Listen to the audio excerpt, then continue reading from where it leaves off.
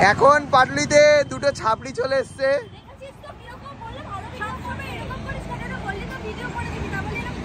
রং ফং মেখে চলে এসছে।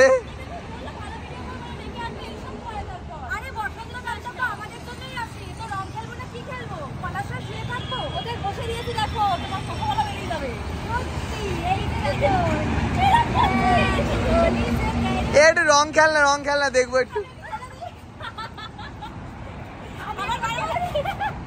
আজকে আমরা ছাপ দেবো, দেখবো তাকে ছাপ দেবো। ছেলেরা ভয় ভয় থাকো, যাকে দেখবো যেখানে পারবো ছাপ দেবো। এই চিন্তে ভোট দিন আমরা। ঠিক আছে, এই চিন্তাটা আমাদের। আমার হচ্ছে হলুদ 10 আঙুল চিহ্ন করে 5টা আঙুল আর 10টা। এবার দেবো।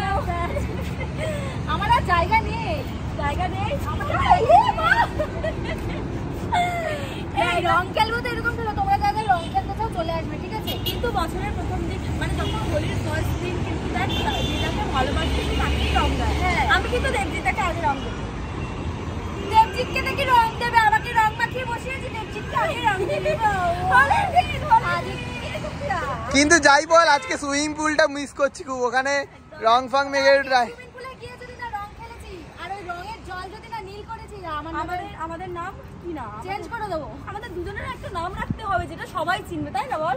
দুজনের একটাই নাম রাখতে হবে যেটা সবাই চিনবে। তবে ছাপড়ি না দেবজিৎদা বললো ও নিজে ছাপড়ি, সেই জন্য দেখে মানুষকে অপমান করে। বাট বল আমাকে কিরকম লাগছে? আমি তো আজকে হেভি ড্রেস পরে এসেছি। হ্যাঁ সর, এবার বলো কেমন লাগছে?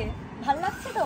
আজকে তুই যদি সত্যি কথা না বলিস, সত্যি কথা বলতে এসছে, মানুষকে ভয় কতদিন রাখবি? বলো তো কেমন লাগছে? কাকে বেশি ভালো লাগছে? আজকে কিন্তু আমার বউকেই ভালো লাগছে।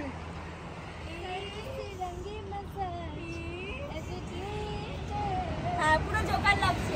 আর তখন ছাত্রীটা বললো না, আবার তুমি ঠিক চোখ করে বললো তখন বলে ও আমি বুঝে গেছি, সেটা তোমাকেই বলেছি, কারণ তুমি আমাকে ছাত্রীদের কথা ছিঁড়াছিড়া করিয়েছো। আরে ফ্যাশন বোঝে না ও বললে ফ্যাশন, আমি বলে ছাপড়ি। ফ্যাশন বোঝে না। দেখ ছাপড়িদের কথা কিরকম ভাবে পরে এসছে প্যান্টগুলো, এটা দিয়ে প্যান্টটা উঠে গেছে। এটা দেখছিস তাকে দেখানোর জন্য। আর আমারটা আমি এক্সেল লেস দিয়েছি।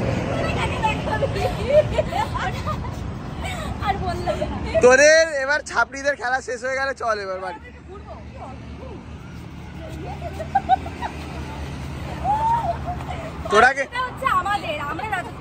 তোরা কিন্তু এখন বাচ্চা নেই, অনেক বড় হয়ে গেছিস। আমরা এখন ছোট আছি, আমরা এখন অনেকটাই ছোট। আমাদেরকে লোকে দেখে আমার কিন্তু সবে কিনা উচ্চমাধ্যমিক পরীক্ষা স্টার্ট হবে। তাহলে সবাইকে বলে দিলাম, মাধ্যমিক শেষ হয়েছে সবাইকে বলে দিলাম, সবাই কমেন্ট করো তো ওদের দুজনের বয়স কত, তোমরা কমেন্টে বলো তো, ঠিক আছে?